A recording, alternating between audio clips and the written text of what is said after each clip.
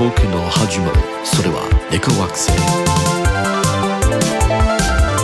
望の光動物を殺す心燃やして負けないさ猫も犬も潰す宇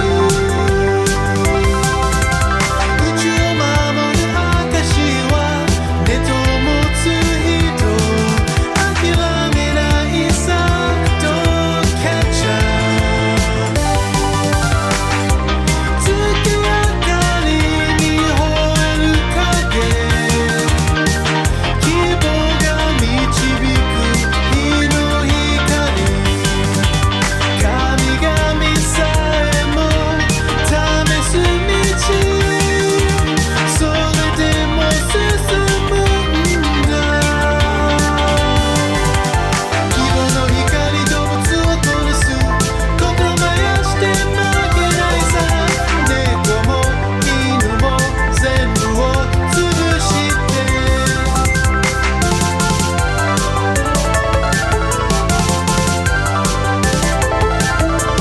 Inutaro This is my true form. This is who I really am. She's so powerful. I've never seen anything like it. Meh, she's not that powerful. She's what was I doing? Anyone see my vape? I dropped my vape. I haven't seen it. Everyone stand up. Who had my vape last? Did Pamela get a lot stronger or something? She just exhaled a skateboard made of smoke and grinded around the arena. Yeah, she's been hanging out with Joe Cartoon or something. They only sell beers for another 2 hours, so I'm gonna go get some rounds. A few. You're the best, Dubs. Dubs. Primrose, can you stand up? I think you're sitting on my vape. The crowd is going absolutely crazy for Dubs once again during this heated battle between Pamela and the sole survivor of the Fear Leaders, Vampinarellarina. Now, Vampinarellarina is lurching for Pamela, but what's this? She's ripping open a new pack and lighting up fresh cigs using her old butts. Vampinarellarina, now 12 feet tall and sporting bangs, lands in front of Pamela and swipes at her with her long, claw-like hands. Pamela ducks backward, dodging blow after blow, smoking intently and not fighting back. She's not fighting back. Something's wrong. Is she running? No, she's inhaling. Pamela is at the very edge of the ring. She dodges one final blow as she inhales even the filter of the cigarette. She reaches forward and in one smooth motion pulls Vampinarellarina's cheerleader outfit over her head like a hockey jersey, exhaling an amount of smoke that would make the Surgeon General blush directly into her mouth, killing her instantly. When the literal smoke clears, Vampinarellarina's corpse looks like a big piece of coal, and it disintegrates to nothing, leaving behind only a cigarette filter. Pamela wins! What a match! Legally, I need to clarify that our combatants do not need to kill each other to win, but it is quite entertaining when they do. Please keep in mind that these are literal children killing each other for your amusement. Do not take it for granted. Yeah, I'll take 5 Miller Lights. The big ones, 24 ounces. Are those for Anthro or Reggie? 4 Anthros and 1 Reggie. The bartender pours 4 into cups and 1 into a water dish. Actually, can you triple that order? I don't want to keep coming back. Okay. Put it on my Meowster card. Fuck you. Dubs drinks for free. Dubs. All right, now I would like the next 2 fighters to report to the front. I'm looking for Rex. Rex, please report to the front. Oh shit, I was hoping they forgot about me. Do you not want to fight, Rex? No, my dad was right. I must fight. You never know when you'll be too old or too shitty or your hips could be too messed up. I gotta fight now because one day I could be an old dog with some wheels drilled into my hip and a big embarrassing diaper I have to wear. No, I gotta prove to myself that I can still learn a trick or two yet. You better stop monologuing and get up there, Rex. Looks like your opponent is ready. In this corner, the hourglass with the dour pass, the peak chic antique with the unique technique. Give it up for Ji-chan Ji-kan. I am Ji-chan Ji-kan. It's too much. And in the other corner, Rex, the dog of... The canine with the... Just says Rex here. I don't have anything else to say. Dubs. The crowd is going nuts for fan favorite Dubs as our 4th match of the day is underway. This might be a good time to go get some snacks or maybe go to the bathroom. Your time is up. Looks like you are out of time. I think it is time for me to win this fight. It looks like it's my time now. Time heals no wounds. I'm afraid that for you it's time to die.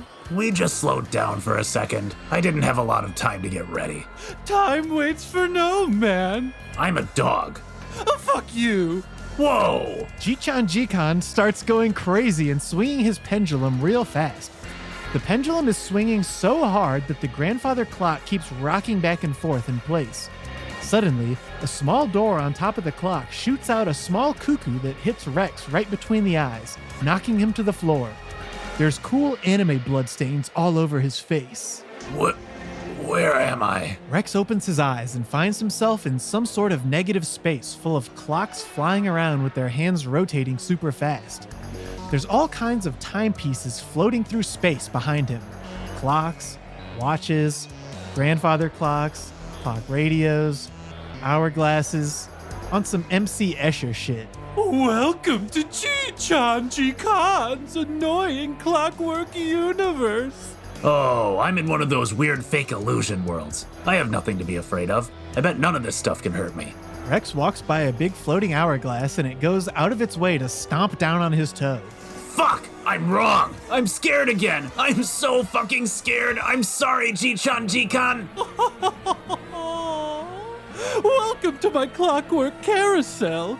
I have dipped into the flow of time and created a pocket universe where I could just chill and be me. I can surround myself with my favorite stuff. Clocks, hourglasses, that kind of stuff. You think this is just an illusion? That is a real Alvin and the Chipmunks radio phone. You think time is an illusion? On the contrary, time is stitched into the very fabric of the universe, and it is that power I tap into with my time distortion technique. In order to learn this technique, I had to wrap myself into a chrono cocoon for over 4,000 eons. But to me, it felt like a mere 3,000 eons. Now, little Rex, it is time for your doom. Kinda threw me off there. It's time for your... You know, there's other cliches you could use. The clock is ticking, etc. Oh, fuck you! Time distortion technique! Jichan Jikan bellows, and a 100-foot-tall clock forms in front of him. Rex stares up at it, mouth agape, as the clock tips over in his direction. Oh, fuck. That's a good move. I quit. It'll take a long time to fall all the way. Maybe you could try dodging it. I'm too scared. I'm gonna stick with begging. Rex remains locked in place for 6 whole seconds, howling, as the large clock slowly falls. Just before it connects, Rex sees Primrose snapping her fingers. He feels the strange sensation of waking up. What a match! And with that out of the way, it's time to move on to the final match of the first round. I still got some fight in me. I got that dog in me. Where are my pants? The clock guy took your pants off after he knocked you out with that cuckoo bird. I don't know why he did it. I thought someone was gonna go in there and stop him, but no one did. I think it was a power thing. They usually only count to 10 when you get knocked out of the arena, but they went easy on you and counted to 1,000. And they had to restart like 3 times because they lost count. Here, Rex, I noticed that when you were fighting, you got fucked up super bad, so I brought you this wheelchair. I thought you were dead. We all did. Also, he lit your pants on fire during the count to 1,000, and that's why we don't have them anymore. Right, but this is one of those futuristic Professor X wheelchairs that closes around you, so no one will even know that you don't have any pants. Just put me in the wheelchair. And if you see Dubs, I need a 300 milligram THC rawhide bone on slow chew release. Sour apple and cat shit flavor. I'm checking out. Dubs! Now, the gladiator you've been waiting for, the landlord with the grand hoard of Catholic paraphernalia, the thought-out boss who rocks the cross, Anthros and Reggies, ladies and gentlemen, put your hands together for Dr. Yakubili's disciple himself, Uptown Schizo. And in this corner, the double threat, he killed his own vet. The Siamese who aims to please. In this case, one head is better than 2, folks. Please give it up for Moshi Moshi. Moshi Moshi steps out, and it is a regular cat with two bodies that connect to one head. Both of the bodies walk out and loaf up on the ground while Moshi Moshi's single head turns to the crowd and smiles. Every moment of my life is pain. Uptown Schizo stands up straight with his arms firmly crossed, staring at Moshi Moshi and sneering. He turns away in disgust and looks to the crowd, scanning from side to side, until he notices Rash, Primrose, Pamela, and Rex causing a commotion. Rash is trying to stuff Rex into the wheelchair, but his butt is out, so Pamela is holding up Rash's pants for him. But it smells so bad that Primrose has to pinch Pamela's nose so she doesn't throw up. And Gentian Violet is just standing to the side holding a hot towel. Oh, that's right. The guy from earlier. I saw him on Earth. Who are they? What are they doing here? Do they need a cheap rental property fast? Come on, Uptown Schizo, you don't look so tough. Everybody in the tournament said there's this big new fighter, Uptown Schizo. Dr. Yakubulis thinks he's the best, but you're no match for my two-body, eight-paw technique. With twice as many claws as a normal feline, I can create scratch matrices with overlapping slash vectors capable of shredding even the most durable flesh. Enough talk, Moshi Moshi. Attack me. My time is valuable. I'm on the Mark Wahlberg schedule. You think you can defeat a man who has 3 breakfasts before noon? Moshi Moshi launches into the air and starts scratching at supersonic speeds. You've never seen scratch matrices like these, and don't even get me started on the overlapping slash vectors, which are unprecedented in the history of both cats and anime. His attack! It's having no effect! Heh.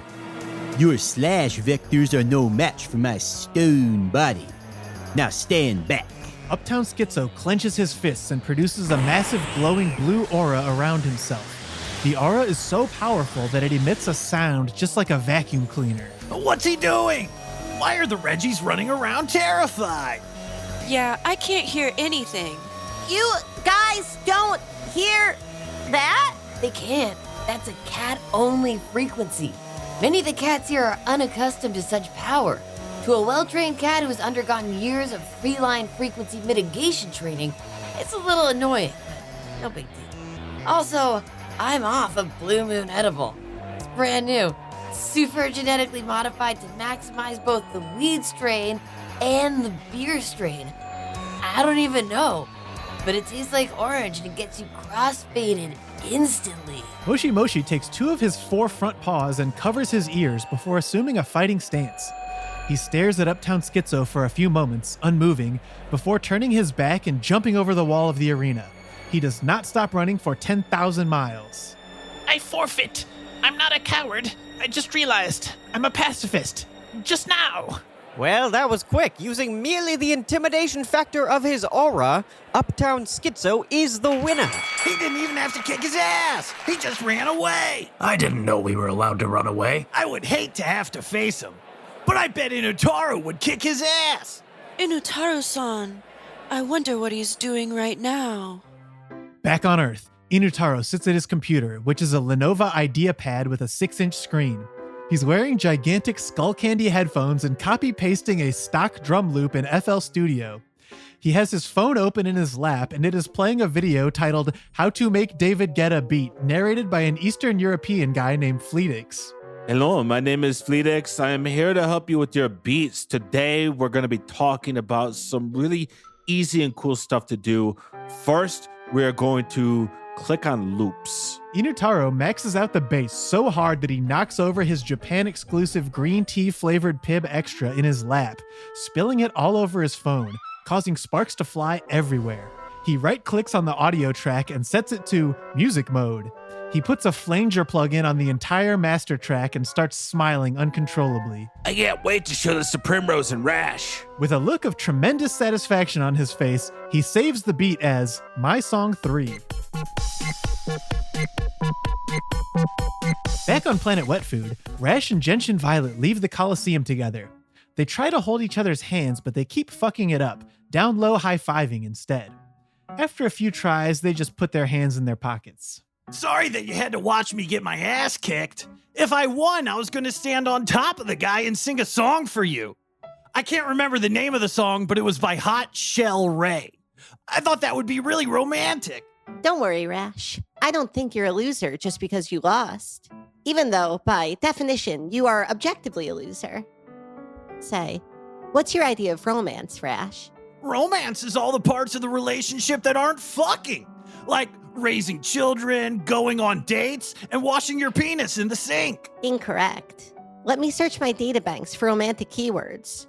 Roses, handshake, 1986 Chateau Lafite Rothschild, French kissing, gondolas, chocolate day, President's Day, cheap deals Memorial Day, buy one get one Cyber Monday, go BOGO and save, steep discounts on a new Dodge Challenger when you lease. Wow. I was really worried that you had more romantic experience and emotional intelligence than me. But after I brought up romance, you were talking about Cyber Monday deals and Dodge Challengers. I think we're on the same wavelength. My databanks have terabytes of information on romance. But the truth is, I've never had a boyfriend. I've been too busy beating up perpetrators and studying to get my criminal justice PhD. PhD is the name of a huge gun I have to buy. The police force doesn't pay for it? Nah, they decided guns are optional now. There's so few dogs to kill on this planet that there's just not much reason for cops to have guns anymore. Isn't a cop just a person with a gun? What do cops do besides shoot people and dogs in mailboxes and stuff? Mostly, we take pictures of ourselves while sitting in our cars. Hey, Gentian Violet? Yes, Rash? I want to take you on a classic style dinner date. Big red rose in the center of the table, big glass of wine. 1986 Chateau Lafite Rothschild? A big heart-shaped box of chocolates. I've never understood a box of little chocolates. It would be more economical to have one giant piece of chocolate in there. Oh my God! You're amazing, sweetie. You're a genius, honey.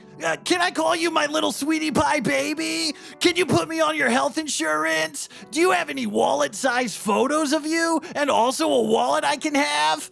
We should have our honeymoon in Atlanta at Magic City. You're so sweet. You're right. We should get a magician. Oh, yeah. We should definitely get a magician to party with the strippers, doing tricks. The strippers would go berserk. They'd start biting. Speaking of biting, let's find a place to eat. Is this one of those planets where you guys are Nazis about eating vegetables, like planet Earth? Actually, cats are obligate carnivores, so we got all kinds of crazy meats here.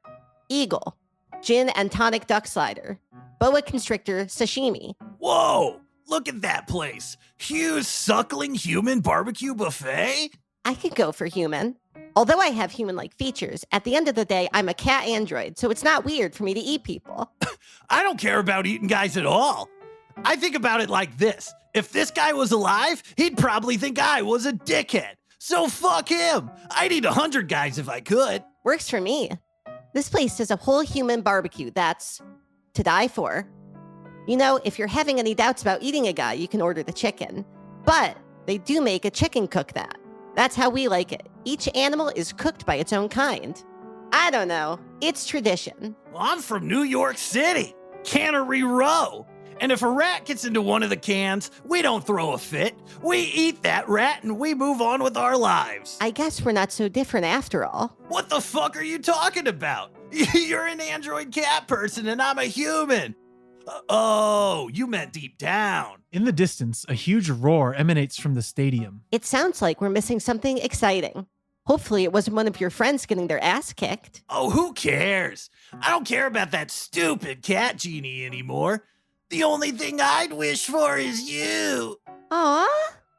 I'd wish for a new gun, but I appreciate the sentiment. Back in the arena, Uptown Schizo places his foot firmly on the neck of a defeated challenger. A large pink man in a big blue sailor suit. You'll never defeat Mr. Inspiration. Uptown Schizo blasts Mr. Inspiration with an energy cross to his chest, causing his wallet to fly out. Submit to me for 12 months in an affordable townhome. Your next door neighbors are college kids, but they're quiet. You're a monster! Mr. Inspiration hurriedly writes a check to Uptown Schizo for $7,200 for the first 3 months' rent and a security deposit. Uptown Schizo snatches the check from his hands. You'll be happy you did this in 3 months when the market is absolutely fucked. The victor, Uptown Schizo. Pamela and Primrose are up next. Whoever wins this fight faces Uptown Schizo in the finals. The finals match will determine who gets a wish from the cat genie. I know. Moving on to our next semifinals match. In this corner, the obscene teen of nicotine, Pamela. And in that corner, Kumataro's girlfriend, Primrose. Ah, they found out about Kumataro. They're never gonna let that go. I'm actually not that sure. I haven't talked to Kumataro since he said he was climbing Mount Fuji. I'm very worried because he said he wasn't going to wear a coat. I hope nothing bad happens, but even if nothing bad happens, our relationship is definitely on the rocks. Literally, he's talking to a new woman, Wildflower. They can't hear you. Also, you already said Wildflower died. True. That's what I believed. But I got a DM from Kumataro's fellow bear catcher, Cherry Katiebanks, saying that Wildflower pulled through after dying in the ER 8 times in a row. Pamela pulls out 2 cigarettes, lights them both in one gesture, and flicks one toward Primrose, hitting her in the forehead mid-lie. Smoke up, chica. You think I'm gonna take it easy on you just because we shared a heartwarming adventure together? This is combat. I'm gonna own you, freak. I'm gonna make you be the caddy for my tampons. You need a caddy for your tampons? How big Be are... that as it may, you're out of your element up here, Primrose. No Inutaro to come save you. Are you ready? Am I truly ready to take on Pamela? My friend? Hello? Hey, fight's starting. I can just start. You ready? I've come so far in my personal journey. Coming to an alien planet, meeting new people, inventing other people. It's also overwhelming. Hey! We're fighting. I'm starting the fight. If only Inutaro could see... Oh, fuck! We're already fighting! An axe goes whizzing by Primrose's head as she snaps out of her daydream to face Pamela, who is charging at her with her other axe raised high. In one smooth motion, Primrose draws her scythe and deflects Pamela's blade. Pamela! That could have killed me! You're spitting on me? That isn't necessary in a fight! Fight back, you coward! I have some new moves to try out. Most of them are illegal under the Geneva Convention. But I checked, and there's no Geneva Convention on planet wet food. They have a rule that says the government can claim any sunbeam that a cat is sleeping in. But they don't have many rules about human-on-human crime. Pamela plants 2 more old selects in her mouth and winks at Primrose. She inhales both cigs in a single pull and exhales a smoke cloud shaped exactly like a 1979 Camaro Z28.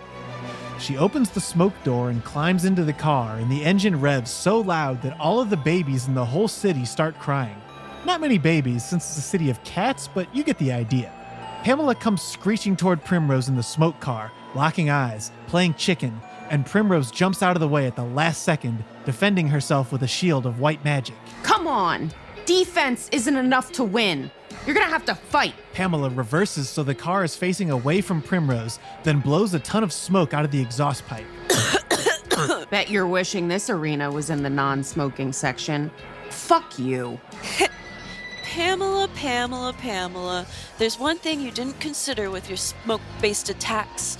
Cigarette smoke causes cancer. And what cures cancer? Medbeds? Cucumbers on your eyes? No. White magic. Level 1 healing techniques, Esuna! Primrose does a bunch of Sailor Moon-style arm waving and eventually shoots out a small blip of white magic that slowly travels toward Pamela and lands on her really anticlimactically. Oh my god. My lungs. They're healed. I can breathe more deeply than ever. I'm unstoppable.